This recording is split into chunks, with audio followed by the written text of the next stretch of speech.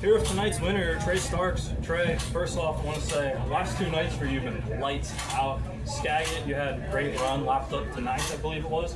And then tonight, you just were seemingly untouchable. Your program's come a long way. Just describe tonight's one. Yeah, you know, it's always nice to come. Elma, here at Grace Harbor, this is one of my favorite tracks. It's when we race at Skagit more, but it's technically, I guess it's our home track because I'm closer to here than we are Skagit. This is only an hour away, where Skagit's almost 2. So, and I've raced a lot around here when I was younger, and so it's really nice to come back here. We only run a couple times a year here. It's a track I really enjoy. You know, bigger track for the West Coast. You know, a lot of stuff smaller. So nice to get some speed and. Yeah, really just good to capitalize on a front row starting spot. You know, our car's been really good in clean air.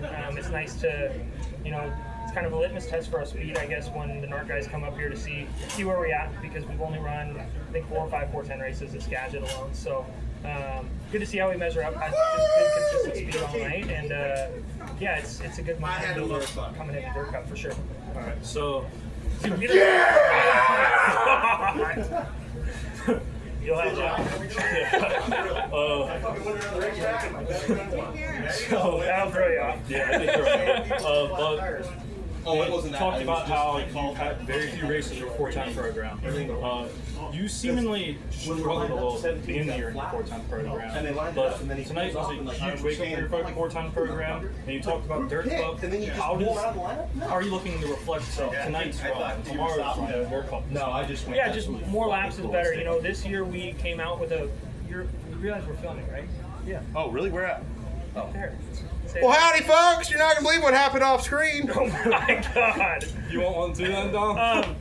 Yeah, but so we built a brand new car for the 410 car this year. We had been running the same car for the past 2 or 3 years, and we figured it was time to move the 410 car to the 360 and build a new car for the 410. So we've had speed this year. Just, I mean, I hate to talk about this, but we've just really been on the bad side of the draw at Skagit. We kind of had to start in the like, you know, 4th through 6th.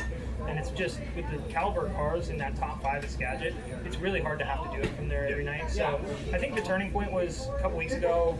We had a pretty fast track, and we set the track record at Skagit. And that kind of, you know, showed us how much speed the car had, and we were kind of able to keep building from there. So yeah, this just kind of reassures us that we're moving in the right direction. And again, it's a good time to be fast around here because it's one of the biggest races of the year is right around the corner. You were talking about in Victory Lane how you had the 21 trailer. A little bit of deja vu from last year. Oh yeah. Held them off this time. Mm-hmm. What are you thinking about in the moment when you're stopped on the front stretch, looking at the board to see 21 behind? Well, this place is just so fast, and lap traffic, you can close on them really fast. It's hard to kind of tell what decisions to make. Last year, I got caught behind the lap car, and it seemed like the lap car almost had mirrors, and I kind of wasn't decisive enough, so I got slowed down to his pace and then opened the door on the last lap for him to come through. And I was definitely thinking about it the last 5 laps as I was working through lappers, as I was I could tell I was getting a little bit slowed down.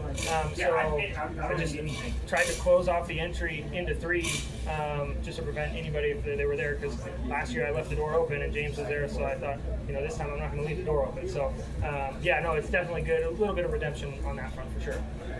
And we were talking about before we started this is the last thing, promise. No. But how you were running in Pennsylvania, Knoxville, all these other tracks before coming back out here. How did your time in the Midwest and on the East Coast reflect the driver you are? Oh, it was everything. I mean, I kind of felt like I started racing around here, and I started racing in 2010, racing sprint cars. And then about 13, 14, we started traveling with our car. And then I got hooked up with Jeff McCall and Scott Gerlbrecht, and we ran in Central PA, we ran in Knoxville, we kind of ran all over the place. And the way I think about it is we kind of started out with a family team, and then I took off and I went to school. And I got an education for about 6 or 7 years against the best of the best, and then was able to come back and kind of put our family team program back together and use what I learned racing it against all those different tracks and all those different guys and apply it back to this team. And it seems to just really, it kind of, you know, catapulted us up towards the top.